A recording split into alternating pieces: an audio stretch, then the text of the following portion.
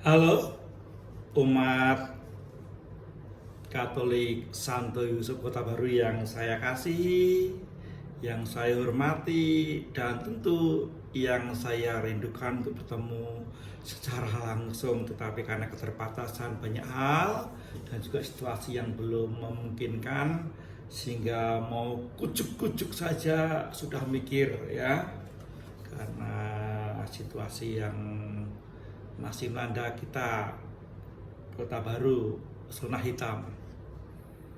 Untuk umat yang sedang isoman, isoman itu isolasi mandiri yang karena penyakit COVID ini, tetap semangat ya, semangat. Ini nggak mudah.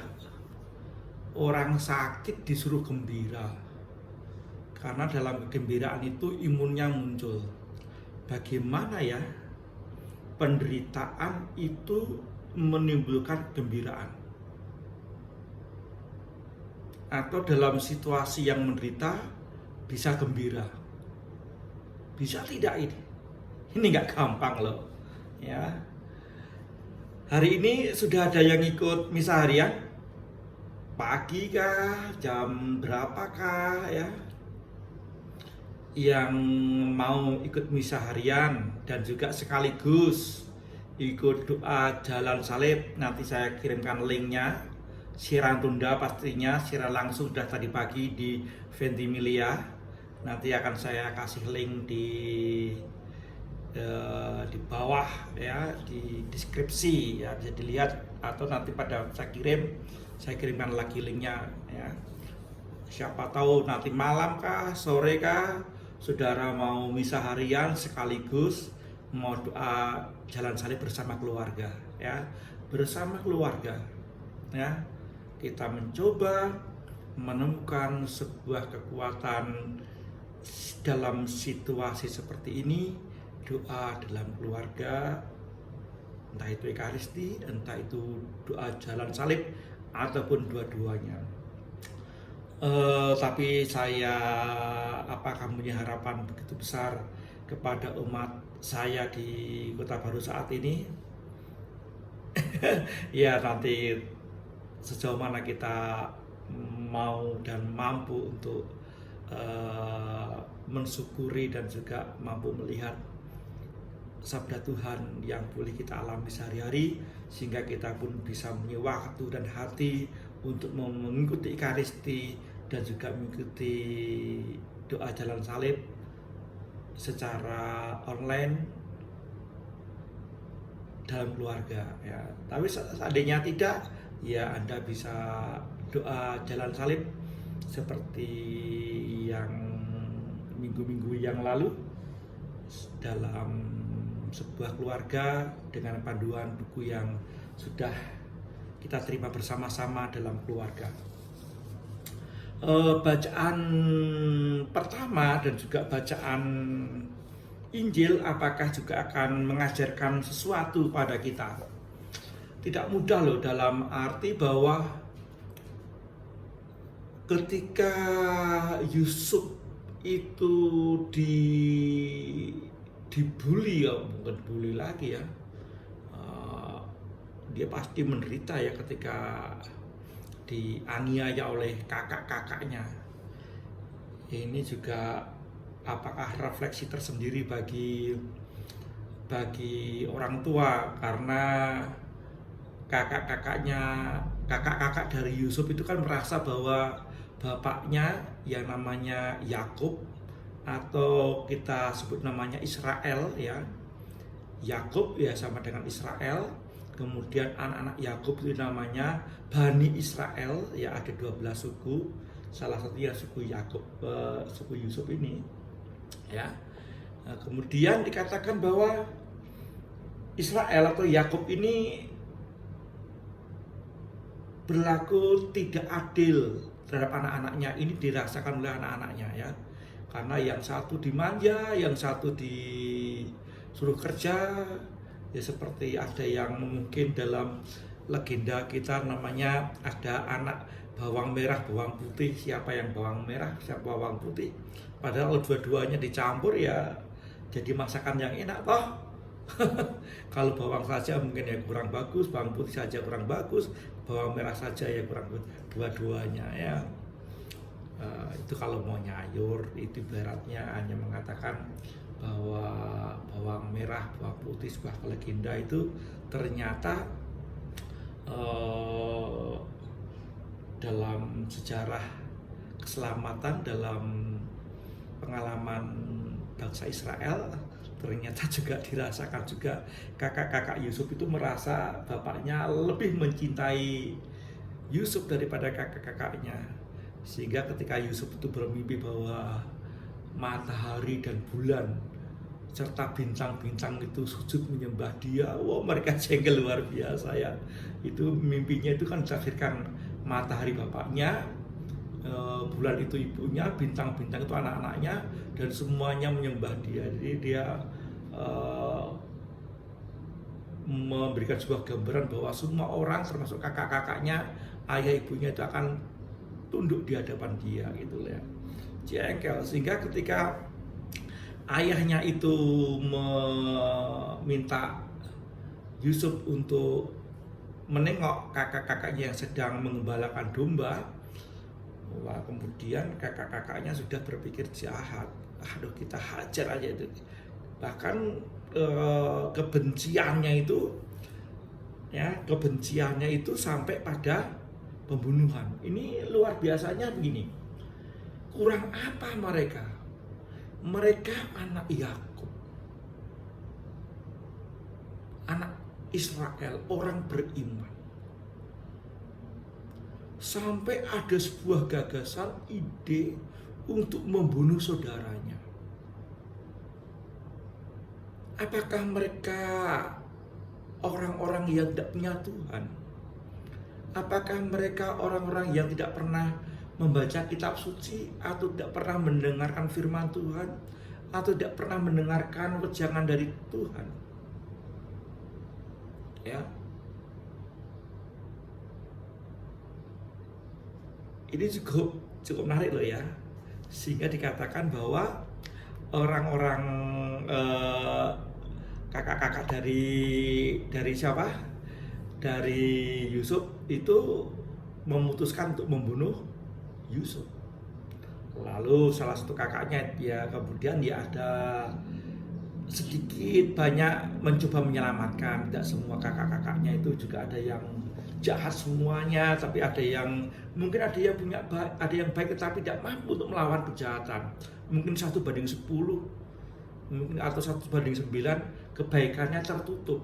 Tapi dia punya gagasan, jangan dibunuh. Adik kita itu darah kita, darah daging kita, saudara kita. Sudahlah kita masukkan dalam sumur aja sudah. Ya, dengan berpikir bahwa suatu ketika akan dilepaskan, itu ya, itu pikirannya si kakaknya si Yusuf namanya Ruben itu. Nah, lalu dikatakan di sini cukup menarik adalah ada kafilah, ya, saudagar, ya, saudagar Median. Coba, saudagar Median, orang-orang Ismail. Ya, coba saudara melihat ada yang nyambung tidak sini? Dikatakan Abraham mempunyai anak Ishak dan Ismail. Ishak dari Hagar, Ishak dari Sarah, Ismail dari Hagar. Ya, Hagar adalah pembantu yang diambil dari Mesir. Ya, itu tidak mudah karena pemahaman masa lalu ya tidak mudah kita pahami sekarang ini. Ketika itu ada namanya orang Ismail itu muncul di situ. Rupa-rupanya keturunan dari Ishak itu jadi gembala, keturunan dari Ismail jadi saudagar ya, saudagar. Luar biasa ya. Kemudian dikatakan ketika khalifah atau saudagar itu lewat, Ruben muncul idenya, sudahlah kita jual aja daripada nggak ada untungnya kita membunuh adik kita, saudara kita ini, ya.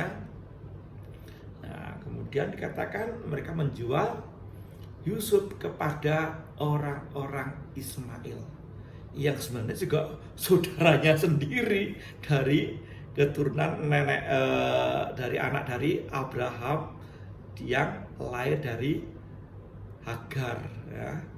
Cukup menarik di sini, ya. Nah, kemudian apakah Yusuf itu tidak menderita? Pasti menderita. Ada masukan sumur, dijual. Tetapi apakah mimpinya itu akan terwujud bahwa bulan dan matahari serta bintang akan bersujud?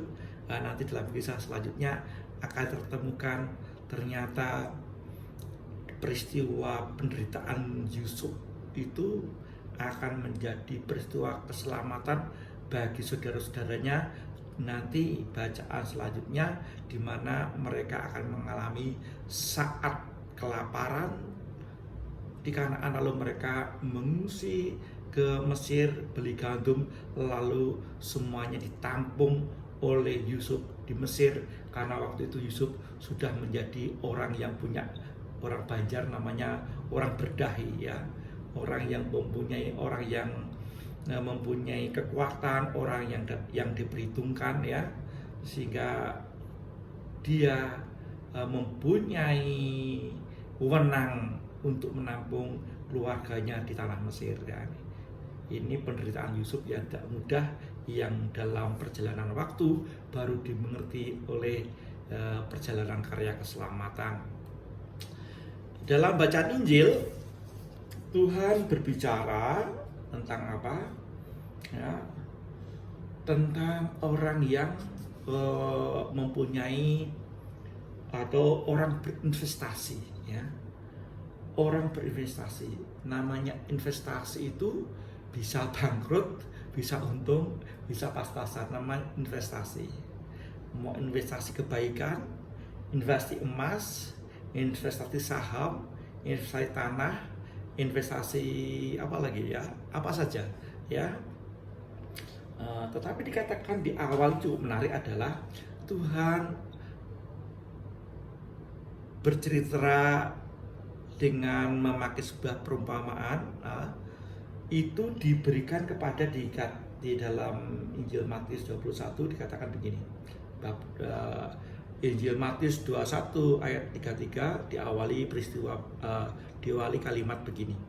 Sekali peristiwa Yesus berkata kepada imam-imam kepala serta tua-tua bangsa Yahudi, ya, yang diberi cerita ini, ya, atau yang diajak bicara adalah imam-imam kepala serta tua-tua bangsa Yahudi. Mereka bukan orang ecek-ecek, bukan orang kaleng-kaleng, tapi orang yang berbobot, mempunyai kemampuan kebijaksanaan yang dapat dipertanggungjawabkan, sehingga mereka menduduki tempat sebagai orang yang terhormat, sebagai tua-tua bangsa Yahudi dan juga imam-imam kepala, ya. Sekali lagi, Tuhan sedang berbicara dengan orang-orang yang berbobot. Berbobot itu bukan yang gendut seperti saya, yang gemuk begitu, bukan, ya, umat, ya. Yang berbobot dalam arti berkualitas dari segi intelektual setidak-tidaknya, karena mereka bisa menduduki tempat-tempat terhormat sebagai imam-imam kepala serta tua-tua bangsa Yahudi, dan tentu kebijaksanaannya tidak dapat diragukan lagi. Perumpamaannya seperti apa? Yaitu perumpamaan dikatakan ada seorang saudagar, dikatakan berinvestasi, ya, dia membuat kebun anggur, ya, lalu membuka kebun anggur, membuat pagar-pagarnya, ya, lalu menggali lubang tempat memeras anggur dan mendirikan menara jaga lengkap. Membuka kebun anggur, memagarinya, tempat pemerasan sudah ada dan juga dijaga lengkap, lalu disewakan, berinvestasi. Ayo, siapa yang mau menyewa? Ya, Kalau di sini susah ya, mungkin diibaratkan ada seorang yang mempunyai kebun sawit, sudah membuka lahan sawit, sudah menanamnya, sudah memberikan pagar-pagar, semua disiapkan, lalu tempat-tempat penggilingan atau membuat CPO sudah disiapkan, lalu tempat-tempat jaga sudah disiapkan. Nah, kemudian mencari orang yang menjaga. Di sini kemudian terjadi sebuah pergulatan. Dipikirkan sawit 1, 2, 3, 4 tahun ya, 4 tahun sudah buahnya masir, 5 tahun masih masir juga tapi besar, 6, 7 tahun sudah mulai berbuah ya, sudah diperkirakan sudah ada hasilnya. Kirimkanlah orang untuk mengambil bagian, upahnya seberapa ya, sepertiga bagian, separuh bagian, seperempat bagian, tentu sudah ada hitung-hitungannya ya, sudah ada hitung-hitungannya. Yang punya kebun tidak rugi, yang pasang investasi tidak rugi, yang mengelola juga tidak rugi, namanya win-win solution. Nah, ya, sama-sama untung ya, sama-sama untung. Tetapi kemudian yang namanya manusia itu adanya nggak tahu, sisi kita itu pernah mendalami tidak, yaitu manusia itu ada sisi kerakusan, rakus, tamak, termasuk dosa besar ini, tamak itu. Siap dan siapapun bisa terkena dengan dosa rakus dan tamak itu. Bukan hanya soal rakus harta, mungkin rakus cinta Tuhan, rakus perhatian, tamak akan hal ini hal itu ya. Semuanya untuk saya, untuk saya, untuk saya, untuk saya ya. Yang lainnya enggak. Sekali lagi saya berkali-kali bercerita pada Anda semua, sahabat Tuhan yang saya baca bersama Anda ini tentu bukan hanya untuk Anda pertama-tama, pasti pertama-tama untuk saya ya. Dan saya ditegur besar ini ya. Mungkin saya kerakusan saya begitu besar ya, sehingga duduk begini mungkin buah-buah kerakusan ya.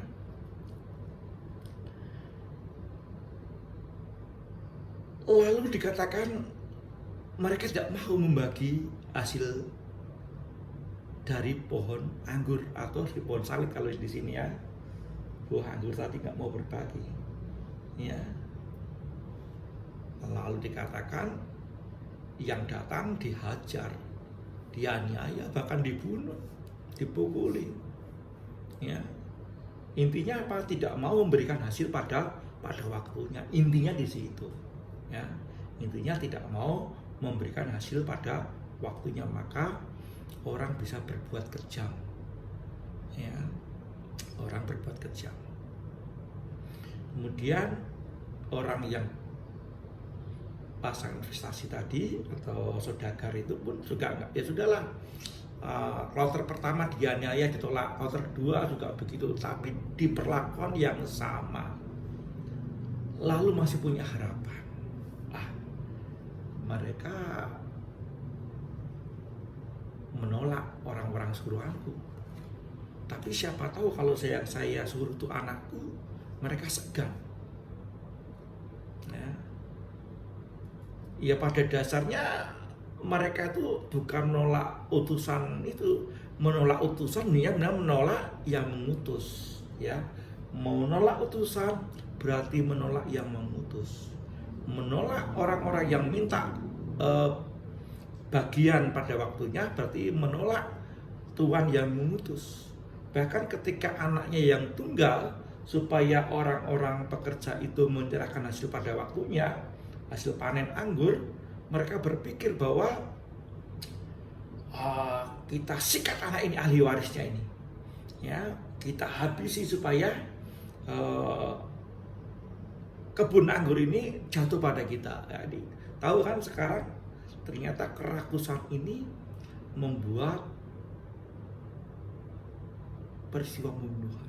Di awal pun dalam bacaan pertama ketika saudara-saudara Yusuf pun juga mau membunuh, karena mungkin mereka merasa bahwa akhirnya tidak adil, hanya berlaku berbelas kasih mencintai Yusuf, ya, maka mereka memutuskan untuk membunuh, ya.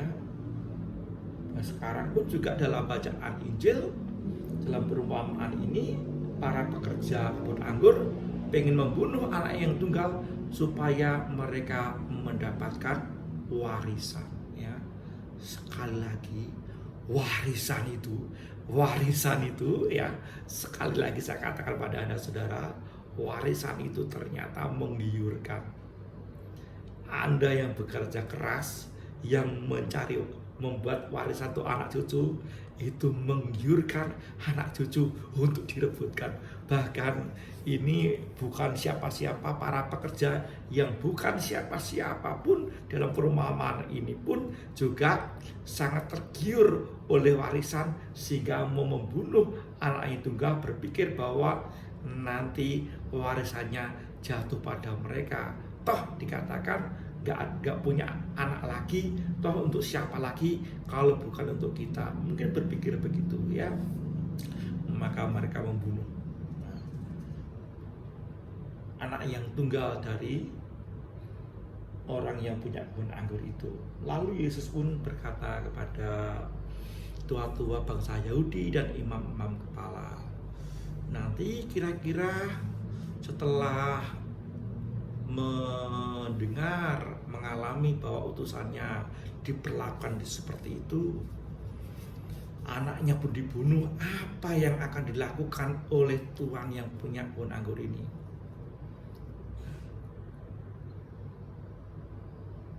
Cukup menarik adalah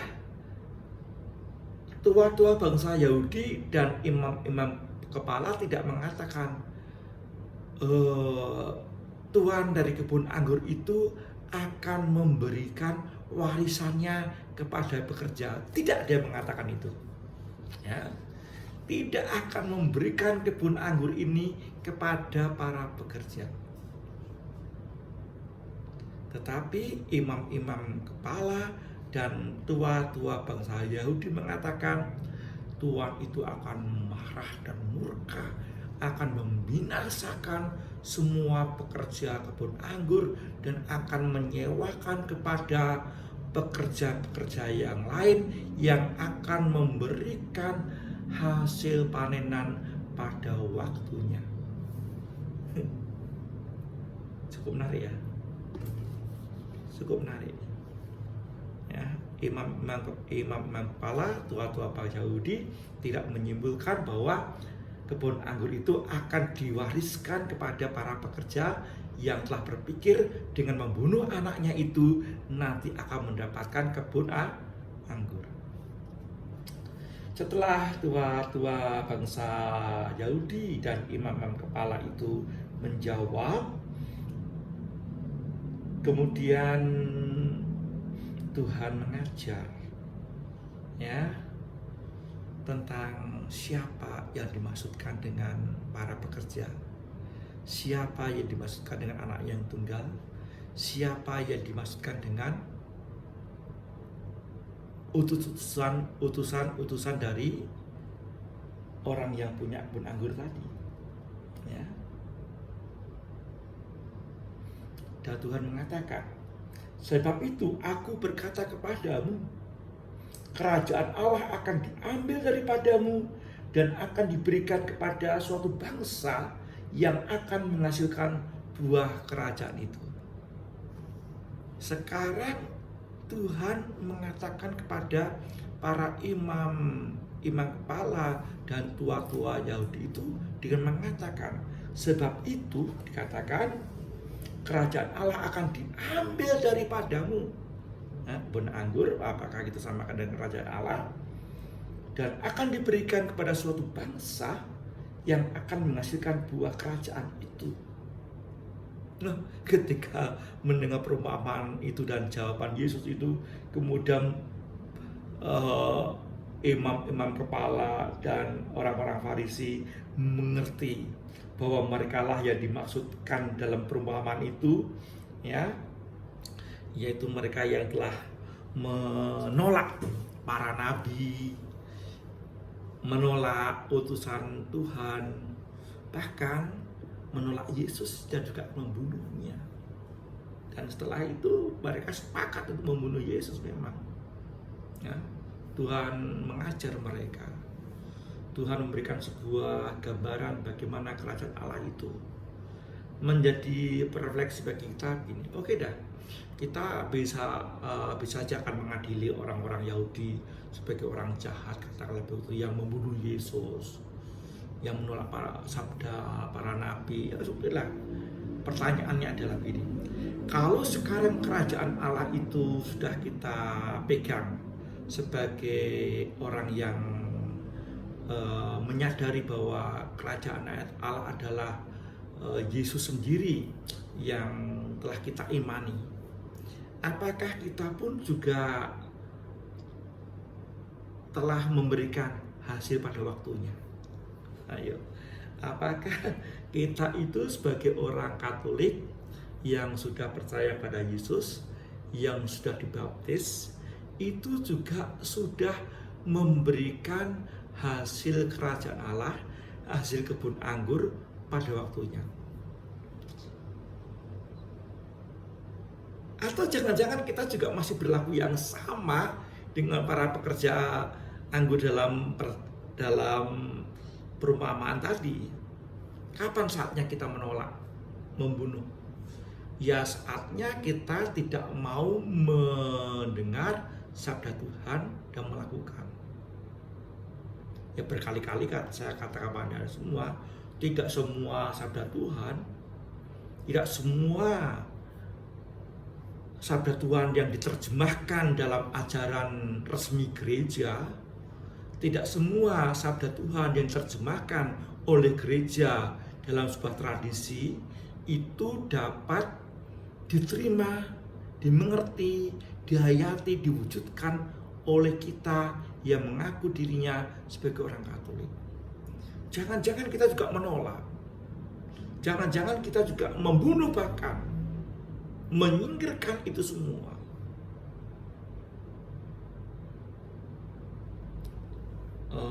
Contoh yang paling ekstrim itu begini. Suatu ketika saya bertanya pada seseorang, saya nggak menyebut di mana, tapi bagi saya cukup menariknya begini. Di mana Yesus tolak itu terasa? Saya katakan begini. Kenapa kamu? Aduh, saya itu mau cerita ini takut yang tersinggung. Saya tidak mau bercerita bahwa seandainya ada persamaan, ya maaf mungkin ceritanya, tapi saya memberikan sebuah cerita yang ekstrim. Misalnya begini, kamu ini diberi Tuhan anugerah banyak rezeki, banyak uang, pekerjaan ada, sehat, kok anakmu nya 2 aja? Bukankah kita harus punya banyak anak yang nanti jadi polisi, satu jadi tentara, satu jadi pejabat, satu jadi dokter, satu jadi pastor, gitu ya, atau jadi dokter. Lalu dijawab dengan enak aja orang ini. Memang mereka mau dikasih makan rumput, memang kambing nggak perlu ini, atau memang mereka ini kasfari dikasih makan kerikil. Saya juga pengen jalan-jalan, masuk tiap sepanjang hidup saya hanya menggendong anak saja, lalu setelah itu menggendong cucu begitu banyak. Romo tuh nggak mikir apa, atau gereja mau nanggung apa? Nah, itu agak ekstrim ya, lebih ekstrim lagi halnya lagi. Kok anakmu hanya 2 saja?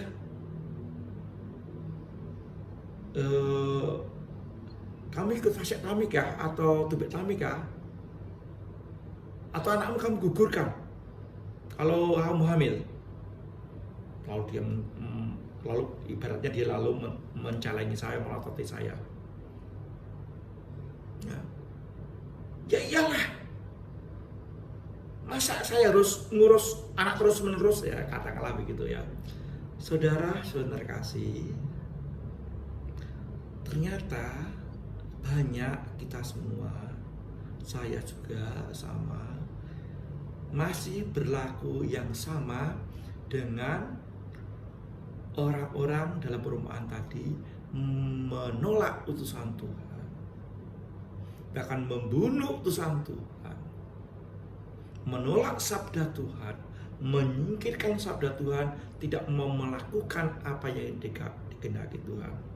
Sabda Tuhan yang diterjemahkan dalam ajaran resmi gereja, sabda Tuhan yang diterjemahkan dalam tradisi, yang benar diajarkan kepada kita tidak serta-merta mau melaksanakan karena mungkin ada egois, ada ketamakan, harga diri, kesombongan, ada macam-macam hal yang membuat kita pun bisa menolak kehadiran Tuhan.